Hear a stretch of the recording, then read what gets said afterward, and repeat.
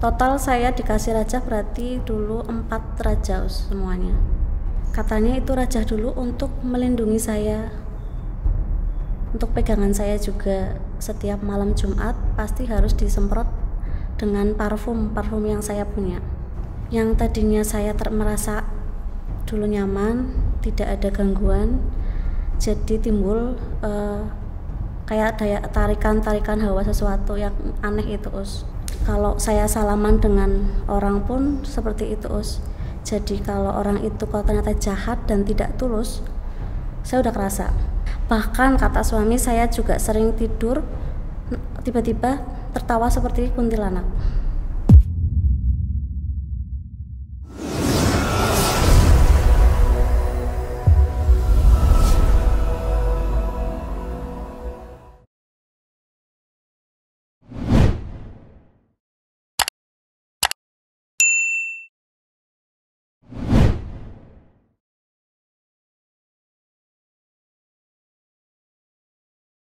Bismillahirrahmanirrahim. Assalamualaikum warahmatullahi wabarakatuh. Alhamdulillah wassalatu wassalamu ala rasulillahi wa ba'du. Sobat MFO yang dirahmati Allah Ta'ala, pada kesempatan kali ini kita hadir lagi di segmen kisah kita, segmen yang mengangkat kisah-kisah dari saudara dan saudari seiman kita yang tentunya sangat inspiratif dan bisa untuk kita ambil ibroh dari pengalaman hidup mereka. Nah, bersama kita sekarang ada Mbak Misni ya, dan Mbak Septi. Cuma kita mau menggali lebih dalam kasusnya Mbak Misni karena luar biasa menarik ya. Sekilas saya sudah dengar dari paparan beliau ya, bahwasanya dulu itu sebelum beliau berhijrah memang kerjanya sebagai SPG ya Mbak ya. Betul. Sebagai SPG di suatu produk ya. Namun tatkala beliau sedang catering ya di Yogyakarta, tiba-tiba mengalami tarikan dari energi-energi negatif, dan itu akhirnya menjadikan suasana di tempat itu sangat mencekam ya, karena ada kesurupan massal. Namun sebelum itu ternyata beliau pernah diberikan rajahan oleh orang pintar atau oleh dukun gitu ya. Mungkin kita langsung tanya saja ke Mbak Misni, bagaimana awal mula gangguannya, rajah itu untuk apa ya, dan apa motivasi beliau untuk hijrah dari ilmu-ilmu supranatural seperti itu. Kita sapa dulu Mbak Misni. Assalamualaikum Mbak. Waalaikumsalam warahmatullahi wabarakatuh. Bisa diceritain awal mula Mbak Misni kenal ilmu-ilmu rajahan itu sih dari mana? Dan untuk apa ilmu rajahan itu? Bismillah. Awal mula saya dikasih rajah itu karena dulu saya punya masalah rumah tangga, Us. Jadi memang saya bukan salah teman. Saya perkenalkan sama teman untuk ke tempat orang pintar, Us. Total saya dikasih rajah berarti dulu 4 rajah, Us, semuanya. Cuma rajah itu sekarang sudah hilang. Dan katanya itu rajah dulu untuk melindungi saya, untuk pegangan saya juga. Setiap malam Jumat pasti harus disemprot dengan parfum yang saya punya. Begitu. Parfumnya bebas ya? Parfumnya bebas, yang penting parfum yang saya pakai. Okay. Yang saya pakai. Setelah Mbak dikasih rajah, ada ndak efek yang mungkin berubah dari kehidupan Mbak? Banyak. Apa contohnya itu? Yang tadinya saya merasa dulu nyaman, tidak ada gangguan, jadi timbul kayak tarikan hawa sesuatu yang aneh itu, Us. Berawal dari saya 1,5 bulan saya kencing darah, Us. Itu saya tes laborat, tes dokter semuanya, cek laborat, cek semuanya, Us, tidak ada penyakit apapun, tidak ada. Sampai 3 kali ke dokter, sampai kontrol tidak ada. Saya biarkan dan hilang sendiri. Nah dari itu mulailah kejadian yang aneh-aneh Us. Yang saya itu jadi SPG, saya itu juga nggak tahu kenapa saya dulu bisa mahir banget penjualannya sampai over target, seperti enteng banget itu Us untuk melakukan promosi itu. Dan banyak hal lain Us yang saya subhanallah ya. Ini mungkin rajah dimaksudkan untuk tiwalah atau mahabbah ya, daya pikat atau ilmu asihan. Memang mungkin awal mulanya itu dimaksudkan untuk suami mbak ya, tapi tatkala masalah itu memang sudah selesai, akhirnya daya pikat itu keterusan, sehingga yang suka sama mbak itu nggak hanya manusia, jin pun juga suka, itu ketarik. Makanya mungkin omset penjualan jadi luar biasa ya, over. Jadi over karena mbak yang mempromosikan saat itu. Betul. Subhanallah. Ini salah satu bagian dari fasilitas-fasilitas ajaib yang disediakan bangsa jin supaya dilulukan mereka. Nah selain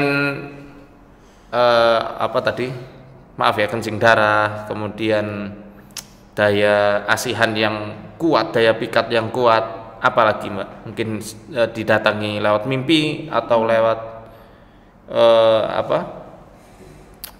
khawatir lintasan-lintasan hati atau bagaimana? Banyak Us, dimulai dari mimpi. Saya sering mimpi buruk, sampai saya pernah mimpi itu melihat alam kubur Us. Alam apa? Alam kubur itu. Dan saya sering mimpi juga bersetubuh sampai klimaks juga Us. Mimpi dikejar ular, banyak banget Us. Mimpi mau ada kiamat, ada banjir, ada bencana, semuanya. Dan ada lagi, jadi kalau saya ke tempat yang baru, yang sekiranya itu tempatnya agak angker atau apa, itu saya udah langsung masuk beberapa menit langsung ketarik Us. Saya pusing, keleyang, badan belakang udah kerasa nggak enak. Kalau saya salaman dengan orang pun seperti itu Us. Jadi kalau orang itu kalau ternyata jahat dan tidak tulus, saya udah kerasa. Dari pandangan mukanya pun saya udah kerasa Us. Pernah kejadian enggak dari firasat-firasat mbak dalam menilai seseorang ini orang tulus atau tidak, orang baik atau jahat? Pernah kejadian enggak bahwasanya firasat itu memang betul nyata gitu ya? Pernah. Dari yang teman biasa, kalau orang itu saya udah tahu kalau itu jahat, tapi saya menentang, saya tetap berteman. Akhirnya kejadian yang tidak diinginkan. Satu. Keduanya, saya udah bilang sama suami, jangan diterusin berteman dengan orang itu. Dan beberapa waktu kemudian memang orang itu akhirnya menipu dengan total jumlah uang yang besar juga Us. Lalu saya udah wanti-wanti dari awal, jangan diterusin. Kemampuan ajaib ini ya mbak, baik intuisi yang sangat kuat, intuisi firasat yang sangat kuat, kemudian daya pikat yang membuat orang lain itu tertarik sama mbak, itu apakah setelah diberikan rajah atau memang dari kecil sudah seperti itu? Setelah saya kencing darah Us. Setelah kencing darah? Kencing darah. Berawal saya pindah rumah kurang lebih tahun 2012.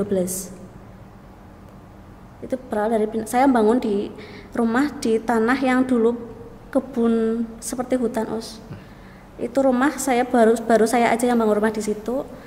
Belum ada sebulan saya langsung kejadian kencing darah. Dari situ sudah mulai aneh.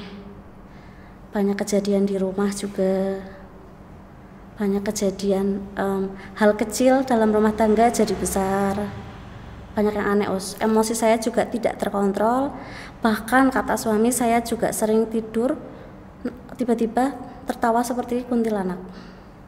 Kalau gangguan yang ada di rumah, apa mbak yang biasa ditemukan selama ini? Itu seperti benda itu geser sendiri Us. Karena memang banyak banget tetangga yang lihat di rumah kalau di rumah saya ada genderuwo. Oke, baik. Genderuwo ya. Dan yang anehnya itu saya sering di rumah itu mimpi dengan bersetubuh itu sampai klimaks itu bolak-balik Us. Itu setelah saya kencing darah. Tapi setelah kencing darah itu apakah ada perubahan kesehatan secara fisik? Kalau kesehatan justru selama saya masih kerja luar biasa, saya jarang sakit Us. Padahal itu kerjanya saya full dari pagi sampai malam. Besoknya saya berangkat pagi lagi, malam. Qadarullah setelah saya hijrah, saya sudah nggak merasakan yang seperti dulu gangguan kayak ketarik hawa negatif atau apa, tapi saya dikasih penyakit saraf kejepit dan dikasih obat sama tim medis, saya nggak cocok, malah timbul penyakit yang lainnya Us. Apa penyakitnya? Setelah saya ikhlas dengan saraf kejepit, sembuh sendiri, saya diagnosa dokter pembengkakan pada jantung. Ya Rob. La haula wala Saya tahu itu memang ujian saya dan saya harus ikhlas Us. Rasanya dadanya luar biasa sesak Us, dan dokter spesialis paru-paru bilang paru-paru sehat, mungkin mbaknya stres seperti itu. Sampai bilang seperti itu. Dan saya minum obat, kembali lagi minum obat dari dokter, tidak ada yang cocok sama sekali Us. Misalnya kalau obat-obat, entah itu obat herbal atau obat dari dokter ya, tatkala memang ada jin yang bercokol di tubuh, itu akan dialihkan ke saluran lain di tubuhnya, di tubuh manusianya yang mereka ganggu, sehingga ya tidak timbul efek apa-apa, akan dinetralisir secepat mungkin supaya posisi setan yang ada di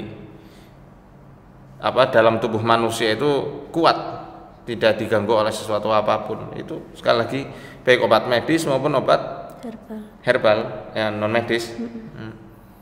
Baik itu menggunakan jahe atau temulawak, kunyit. Tapi beda ya tatkala kita gunakan obat-obatan yang disebutkan Allah dalam Al-Qur'an, semacam minyak zaitun, madu, susu, ya, kurma, anggur, ya, itu berbeda. Wallahu a'lam apa rahasia dari itu semua, termasuk jahe ya, maaf tadi saya salah sebut. Jahe ini kan termasuk jenis minuman yang disebutkan Allah dalam Al-Qur'an, ya. Nah, itu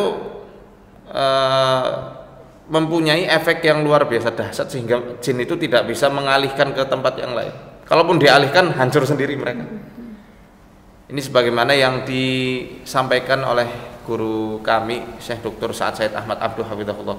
Makanya beliau di antara menetralisir gangguan sihir masyrub dan ma'kul, sihir yang dilarutkan menggunakan minuman atau makanan, itu cara termudahnya dan paling efektif adalah menggunakan susu dan madu.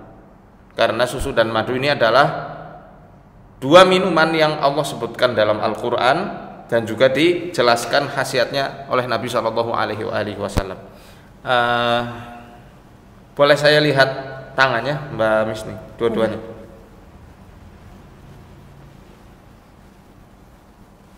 Ya, ini sebenarnya sudah ada bakat sejak lama. Bakat dalam artian Mbak sudah diikuti jin sebenarnya sudah sangat lama, bukan setelah kencing darah saja, dari kecil. Dan kemungkinan besar itu turun temurun dari keluarga besarnya ibu, terahnya ibu saya. Kalau berdasarkan ciri-ciri dari yang saya lihat loh ya, wallahu a'lam bishawab, betul atau enggak ya, mungkin nanti Mbak bisa ingat-ingat apakah di keluarga ibu itu ada yang dulunya terkenal sakti, bisa ngobatin tanpa belajar, misalnya punya ilmu kanuragan, ilmu kekebalan, ilmu terawangan, ilmu roko sukmo dan lain-lain. Pernah ada yang seperti itu enggak? Saya belum tanya sama ibu Us. Jimat-jimatan mungkin dulu ada memang ya. Tapi memang dari keluarga bapak saya juga. Bapak dan ibu ya? Bapak ada dulu. Dan qadarullah memang buyut berarti itu sayang ke saya. Apa? Sayang ke saya juga. Itu yang dari bapak? Oke. Dan dulu memang saya sering melakukan, karena dulu saya belum tahu nih Us, karena itu salah atau tidaknya. Saya sering melakukan tirakat, puasa weton, puasa Jumat Kliwon. Itu. Yang ngajarkan itu siapa? Saya nggak paham banget siapa yang ngajarin, cuma memang dulu orang tua atau mbah dari ibu saya juga sering ngomong kayak gitu. Mbah dari ibu? Ya, diseringilah puasa weton, puasa Jumat Kliwon, sama tirakat gitu. Ngasrep. Itu kalau dari tangan ya, dari ciri tanda yang ada di tangan Mbak, memang bapak dan ibu ada. Dalam artian dua-duanya punya potensi yang di lingkup keluarganya mungkin masih ada jejak-jejak supranatural. Kalau di tanah Jawa ya, tanah Jawa khususnya ini kan kita mengenal konsep 7 turunan. Anak, cucu, buyut, canggah, apa habis itu? Udek-udek ya. Wareng ya. Habis itu yang ketujuhnya gantung siwur. Gantung siwur itu ada 7 kan. Ya, makanya ada istilah yang positif ya, istilah yang positif. Oh, harta dia itu ndak bakal habis dimakan sampai 7 turunan. Tapi ironisnya, istilah 7 turunan ini kadang juga dipakai sama masyarakat kita terhadap hal-hal yang negatif. Seperti contoh dendam 7 turunan, dosa 7 turunan, termasuk ilmu 7 turunan itu juga mau nyambung karena sudah tersugesti. Sekali lagi di pembahasan yang telah lalu, kalau Mbak sering nyimak kajian kami ya, kita kan sempat sering sekali mengatakan bahwasanya yang namanya jin itu pasti akan bermain dengan sugesti dan juga sesuatu yang menjadi was-was di hati manusia, yang sudah terpatri di hati manusia, masyarakat secara luas apalagi. Makanya ilmu turunan leluhur itu kan secara genetik ya, mereka adalah orang yang dipercaya mempunyai ikatan-ikatan khusus dengan kita ya, makanya ya itu akan nurun terus. Mereka seperti debt collector, itu akan mencari anak cucunya dari orang yang pernah melakukan hubungan hutang piutang dalam tanda kutip ya, dan itu belum lunas sama mereka. Nah, dia akan diberikan fasilitas supaya apa gunanya? Supaya keberadaan mereka di lingkup keluarga itu masih terakui. Sekali lagi misi besar mereka kan sama seperti iblis. Ya. Apa misinya? Misinya yang menggelincirkan manusia supaya mereka itu terjerembab dan jatuh dalam jurang kesyirikan, kekufuran pada Allah Ta'ala ya, dengan cara-cara lembut seperti ini. Memang kalau untuk puasa ngasrep ya Mbak, kalau secara ilmiah pernah dikaji juga oleh Dr. David Kurniawan dalam kajian live streaming kita. Terkadang puasa ngasrep tanpa adanya merica, garam atau bumbu-bumbuan itu memang bagus untuk kesehatan tubuh. Kalau dikaji secara ilmiah, kalau kita niat puasanya ngasrep itu kan artinya dingin ya. Jadi adem. Sahur atau buka ya dengan makanan-makanan yang alami. Rasanya itu alami, nggak pakai micin, nggak pakai garam, nggak pakai merica. Gunanya memang untuk mendinginkan tubuh. Apalagi kalau suhu tubuh dalam kita ini panas. Kalau niatnya untuk seperti itu tidak masalah. Tapi kalau puasa ngasrep kok diniatkan supaya mendapatkan hal-hal yang khawarikul adah ya, di luar adat atau kebiasaan manusia ini yang sebenarnya jadi masalah sih Mbak. Ya, makanya saya katakan mungkin dari Bapak ada, tapi kalau berdasarkan ciri yang ada di tangan kok saya malah lebih mengarahnya ke ibu. Wallahu a'lam bishawab ya, ini bisa salah bisa benar. Nanti Mbak coba cek ya, nanti kita bantu juga insya Allah. Bos, kenapa itu larinya ke saya bukan ke cucu yang lain? Jadi yang namanya gangguan jin nasab ini Mbak, kok apa jin nasab? Bukan apa jin nasab, rata-rata di Nusantara nggak hanya Jawa ya, sampai saya pernah ke Malaysia, Singapura, orang Thailand waktu saya ada di Gontor waktu itu juga ada yang kena jin nasab. Karena Thailand termasuk Nusantara. Orang Filipina, adik kelas saya waktu di Gontor waktu itu juga pernah saya ruqyah, ada reaksi juga. Nah ini entah apa yang jadi rahasia besar ya, kenapa kok banyak sekali yang dituruni jin-jin semacam ini. Karena memang mungkin nenek moyang kita dulu itu memegang aliran kepercayaan animisme, dinamisme, bahkan totemisme ya. Dan ini penuh teka-teki Mbak. Kadang memang Mbak yang terganggu, tapi bisa jadi yang menjadi sumber utamanya bukan di diri Mbak. Bisa jadi Mbak yang diganggu yang kita obati ibunya, atau ayahnya, atau adiknya, kakaknya, bahkan mungkin kakek nenek kalau misal masih ada, atau malah mungkin bibi sama pamannya. Itu nanti lepas, karena ini sudah menyangkut ke keluarga besar biasanya kayak gitu. Itu ndak usah pusing-pusing. Mesti harus mengumpulkan keluarga besar, harus meruqyahnya satu persatu, ndak usah seperti itu. Ya kalau mereka mau ya ndak apa-apa, tapi kalau ndak ya ndak usah pusing-pusing, ndak usah maksa juga. Karena perjanjian dari jin nasab itu bisa putus tatkala Mbak memang betul-betul mengabaikan berbagai macam fasilitas-fasilitas yang mereka berikan. Ya, Mbak mungkin bisa bisa mengenali ya mana diri Mbak sendiri dan mana bisikan dari mereka, mana ilham dari Allah, mana was-was dari mereka. Kalau kata Syekh saya, memang setiap manusia itu mempunyai wadah masing-masing supaya mereka itu mendapatkan ilham atau hadthun, kata Syekh saya ya, yang membedakan antara firasat dari Allah Ta'ala dengan dari setan ya. Kalau dari Allah Ta'ala itu kata Syekh Sa'ad Said Ahmad Abduh itu namanya ilham dan hadthun. Adapun yang dari setan, beliau mengistilahkannya dengan istilah mukasyafah, tapi bukan mukasyafah dalam istilah sufi ya, beda. Ini istilah dari beliau, mukasyafah syaitaniyah maksudnya. Nah ini bisa kita cek kalau kita rajin ibadah ya. Kita rajin ibadah, menjaga ketauhidan dengan sungguh-sungguh, menjalankan sunnah dengan sebenar-benarnya, menjauhi bid'ah, hal-hal yang Allah haramkan, kemudian Allah berikan ilham, mungkin wajar. Dan itu tidak bisa kita kembalikan. Maksudnya kita atur-atur kapan kita pengen dapatkan ilham, kemudian ya Allah aku pengen tahu nih kira-kira keadaan ini gini. Kalau misal kita bisa ngatur ya itu bukan ilham dan bukan hadsun dari Allah Ta'ala, tapi kadang-kadang dari sesuatu yang lain. Nah ini sama prinsipnya seperti karomah dan ma'unah. Karomah dan ma'unah kan tidak bisa diatur manusia ya. Nah, seperti itu. Ini konsep yang semacam ini bagian dari pondasi-pondasi akidah dan tauhid kita. Jadi Mbak itu mesti harus paham betul, dan kalau fasilitas itu nanti Mbak abaikan, insya Allah itu nanti akan hilang dengan sendiri. Karena mereka itu akan ngikutkan secara otomatis karena Mbak masih membutuhkan. Dalam artian secara langsung dan tidak langsung gitu ya. Masih menggunakan jasa mereka. Makanya mereka ngikut.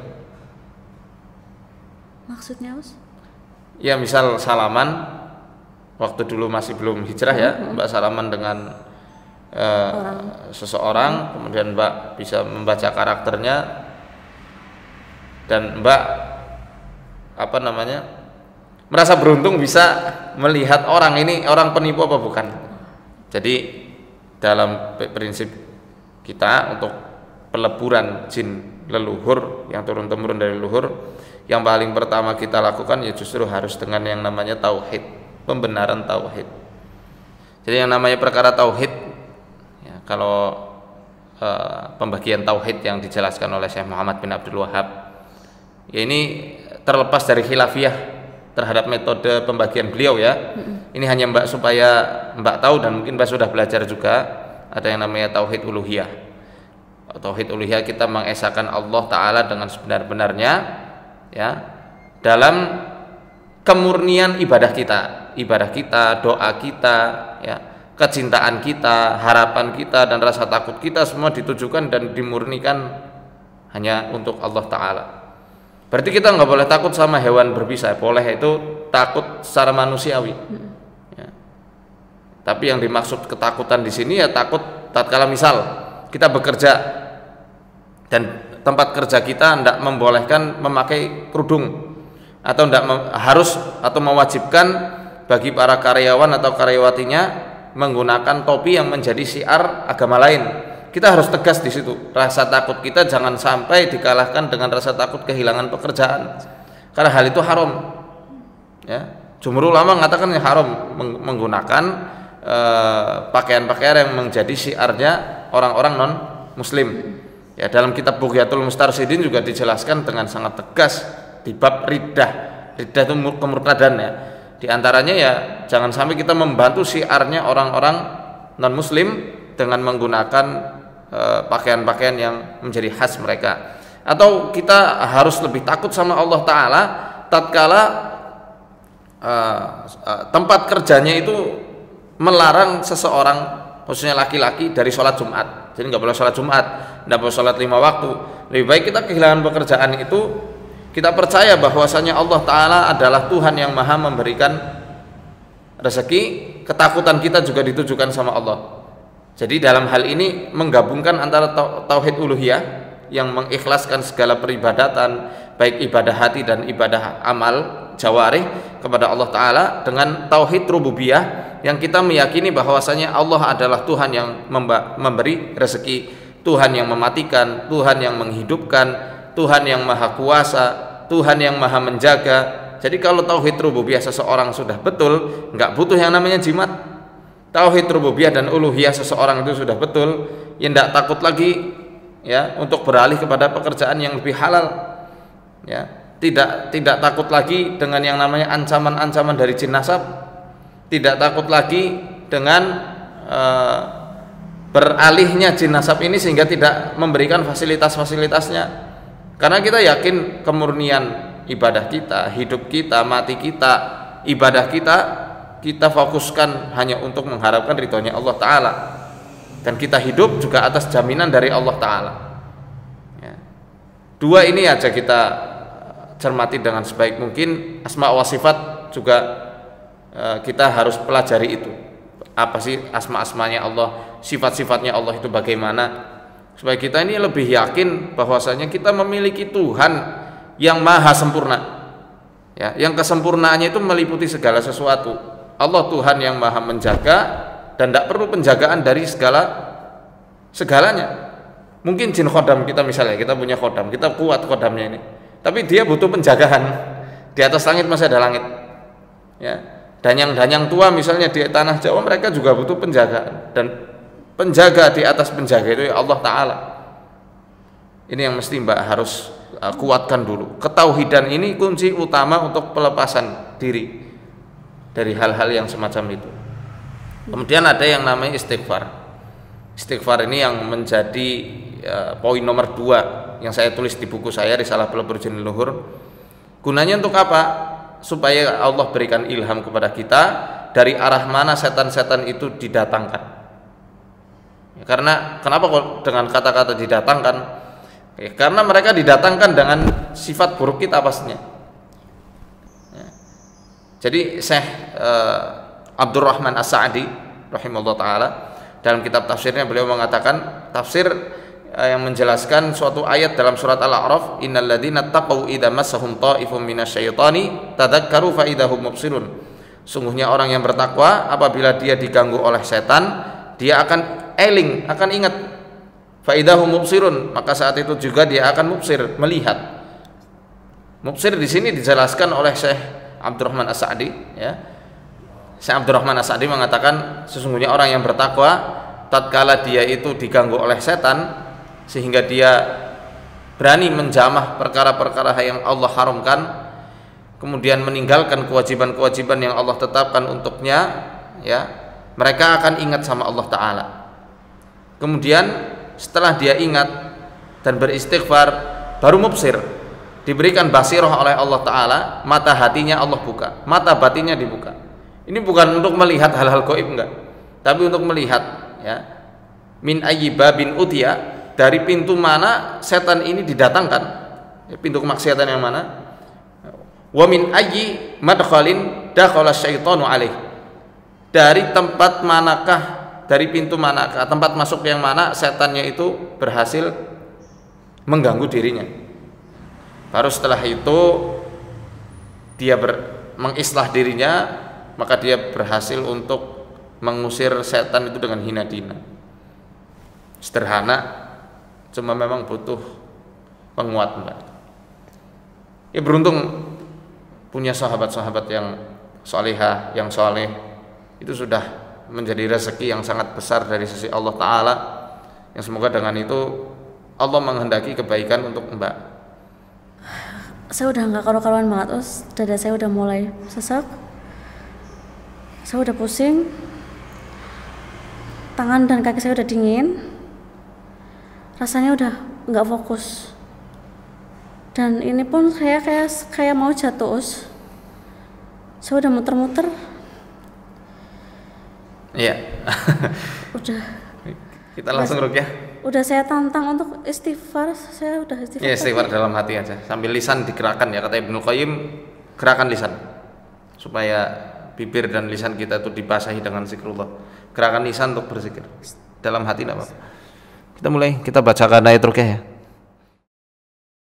Qala likullin dhi'fun walakin la ta'lamun innal ladzina amanu wa 'amilus salihati lahum ajrun ghairu mamnun.